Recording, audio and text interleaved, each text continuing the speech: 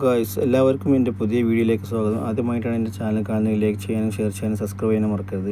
ഇന്നത്തെ ടോപ്പിക് എന്ന് വെച്ചാൽ മോദിജി സാറ് 2 ദിവസം മുന്നേ വിദേശ യാത്രക്ക് പോയ ടൈമിൽ ഒരു മാധ്യമ പ്രവർത്തക നരേന്ദ്രമോദി സാറിനോട് ചോദിച്ച ചോദ്യത്തിന് ഉത്തരം നൽകാതെ ഇറങ്ങിപ്പോയി എന്നാണ് വിവാദം ഒരുപാടുണ്ടായിട്ടുണ്ട്, വൈറലായിട്ടുണ്ട്. അപ്പോൾ അതിന് റിപ്ലൈ ആയിട്ട് ഒരു വ്യക്തി കൊടുത്ത ഒരു വീഡിയോ ആണിത്. ഈ വീഡിയോ നിങ്ങൾ ഫുൾ ആയിട്ട് കേൾക്കുക. പ്രസ് കോൺഫറൻസ് വീഡിയോ ഇഷ്ടപ്പെട്ട് ഇനി അനുവദിക്കുമെന്നും തോന്നുന്നില്ല. അത് മോദിക്ക് മാധ്യമങ്ങളെ നേരിടാൻ പേടിയായിട്ടോ അറിയാഞ്ഞിട്ടോ അല്ല.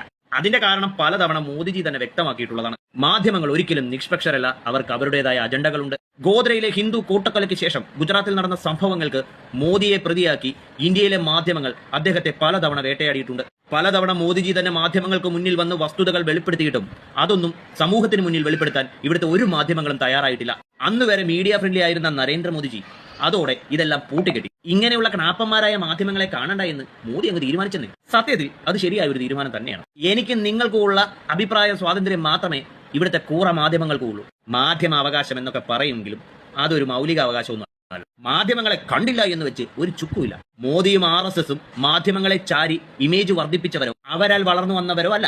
നിങ്ങൾ RSS അവർക്കെതിരെ വരുന്ന ആരോപണങ്ങളിൽ ഇന്നുവരെ മാധ്യമങ്ങളുടെ മുന്നിൽ ചെന്ന് ആരോപണങ്ങളിൽ പത്രസമ്മേളനങ്ങളിൽ മറുപടി നൽകുന്നത് കണ്ടിട്ടുണ്ടോ? മോദിയും സർസംഘചാലകന്മാരൊക്കെ മീഡിയയുടെ ചെലവിൽ വളർന്നവരല്ല.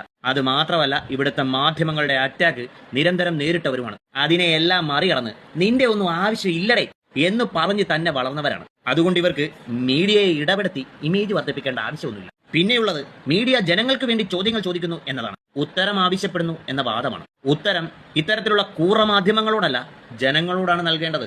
ഈ ജനങ്ങളുടെ വിശ്വാസം മോദിക്കും മോദി ഗവൺമെന്റിനും ഉള്ളതുകൊണ്ടാണ് അവർ പല സംസ്ഥാനങ്ങളിലും നിരന്തരം ജയിച്ചു പോകുന്നത്. വോട്ട് ചോരി വിഷയത്തിൽ നമ്മുടെ രാഹുൽ ഗാന്ധി എത്ര പത്രസമ്മേളനം നടത്തി. എന്നിട്ട് നേരെ ബീഹാർ ഇലക്ഷനിൽ ജനങ്ങൾ ആരെയാണ് വിശ്വസിച്ചത് എന്ന് മാത്രം നോക്കിയാൽ മതി. മാധ്യമങ്ങളെ കാണുന്നത് കൊണ്ട് ജനങ്ങൾക്കിടയിൽ വലിയ വ്യത്യാസമൊന്നും ഉണ്ടാകാൻ പോകുന്നില്ല എന്നതിന്റെ ഉദാഹരണമാണ് നമ്മുടെ രാഹുൽ ഗാന്ധി. മാത്രമല്ല, ഇന്ന് ജനങ്ങൾക്ക് മാധ്യമങ്ങളെ യാതൊരു വിലയുമില്ല. പണ്ട് മൻമോഹൻ സിംഗ് വിദേശയാത്രയ്ക്ക് പോകുമ്പോൾ മാധ്യമങ്ങളുടെ ഒരു പട തന്നെ കൂടെ പോകുമായിരുന്നു. ഓസിന് വിദേശയാത്രയൊക്കെ പോയി സുഖിച്ച് ജീവിച്ച ഇവറ്റകൾക്ക് ആദ്യത്തെ അടി കൊടുത്തത് മോദിയാണ്. മോദിയുടെ കൂടെ വിദേശയാത്ര പോകുന്ന ടീമിൽ ദൂരദർശനും AR മാത്രമാക്കി മോദി ചുരുക്കി. അതിന്റെ ചുരുക്കൊക്കെ കാലാകാലങ്ങളായി മീഡിയയ്ക്ക് മോദിയോടുണ്ട്.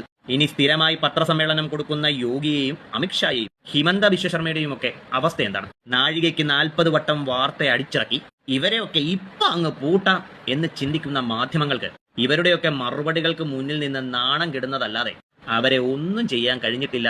പിന്നെയല്ലേ മോദി.